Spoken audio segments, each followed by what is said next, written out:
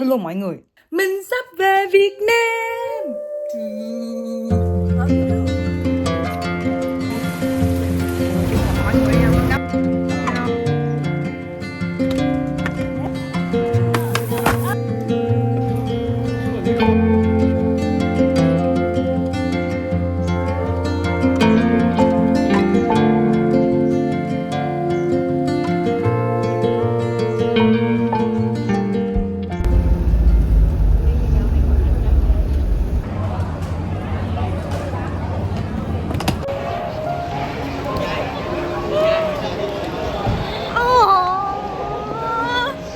Ơi, ba của mình nè.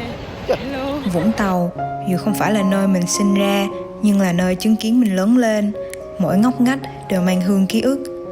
Được trở về là cảm giác được sống lại năm mình 16 tuổi. Được nghe thấy tiếng biển vỗ rì rào, được nghe thấy tiếng kèn xe. Chỉ có xa nơi này mình mới hiểu được sự xa xỉ của những âm thanh đó. Nghĩ đến về nhà là mình nghĩ đến cô bán bánh canh lúc nhỏ, chỗ bánh khọt ăn 2 dĩa vẫn còn đói, cô Thúy cá viên chiên ngoài biển, hay là bánh canh cá lóc mà ba lúc nào cũng khen. Gặp lại những người thân quen, những cô chú hàng xóm. Ông bà của mình là có đại lý quán cà phê luôn rồi mọi người. Đây, thấy ly cà phê hấp dẫn không? Ngon. Có thứ lật trong Ai xuống Vũng Tàu là phải xuống chỗ này uống nha mọi người, đại hải nha. Vũng Tàu mình lớn lên không hoa lệ như Sài Gòn, cũng chẳng nhộn nhịp như Đà Nẵng, nhưng chính sự mộc mạc, bình yên nơi đây đã nuôi lớn mình. Video này không phải là vlog du lịch, càng không phải là food review, mà đơn giản là tình yêu mình dành cho quê hương qua ánh nhìn của một đứa con lâu ngày trở về. Những hoạt động thường ngày của mình ở nhà thì chỉ có ăn hết quán này rồi ăn quán khác, rồi ăn sinh nhật, ăn đám cưới.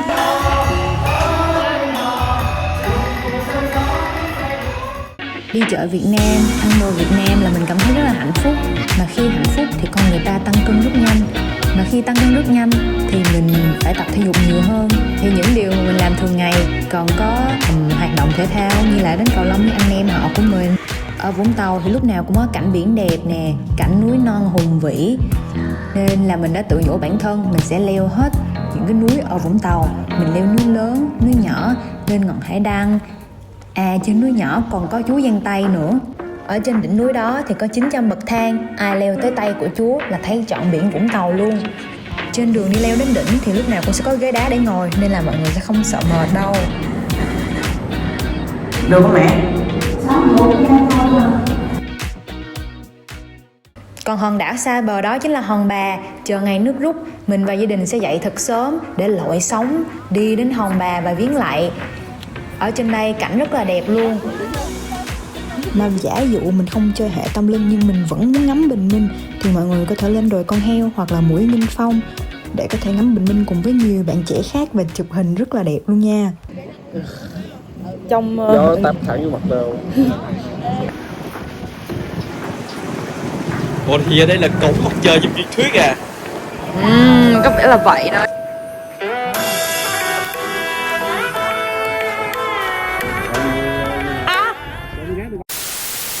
Bất ngờ chưa bà già, tự nhiên đang chiêu chiêu bãi sau, cái mình chơi ngu mọi người, mình giỡn với chó, bị chó nó đớp, rồi sau mình phải đi chích ngừa khẩn cấp luôn. Sau những cái drama một cú đó thì chúng ta cần một thứ gì đó để tịnh tâm, và mình đã đi thiện nguyện cùng với gia đình anh em của mình. Sau đó thì mình đi xăm môi mọi người ạ. Kết quả là giỡn thôi chứ cái môi mình đẹp rồi nha. Mình biết là Vũng Tàu luôn luôn có mấy cái lễ hội âm nhạc, nhưng mà năm nay mình cực kỳ sốc luôn, vì mình cảm thấy Vũng Tàu phát triển còn hơn cả nước ngoài về cái mặt mà âm nhạc nữa cơ. Một concert âm nhạc miễn phí ngay bãi biển, con nít thì chơi bãi biển, người lớn thì quẩy EDM, quá đỉnh luôn á.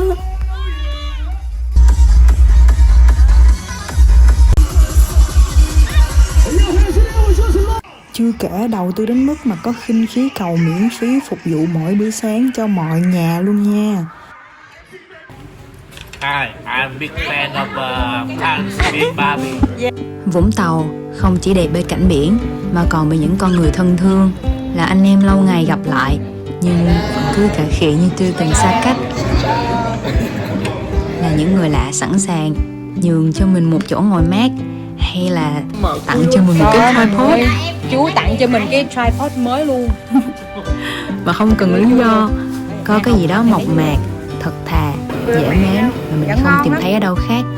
Chính những điều nhỏ nhặt đó lại khiến mình nhớ nhất khi đi xa nhà. Dù mình có lớn đến đâu, biển vẫn vậy.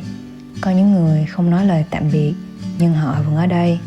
Gia đình, bạn bè, con người Vũng Tàu. Mình trở về tuổi thơ, nhưng những nếp nhăn trên gương mặt ba mẹ lại nhắc mình về hiện thực. Ngồi ăn cùng gia đình mà bỗng thấy sức nặng của mình đang đặt trên vai ba mẹ.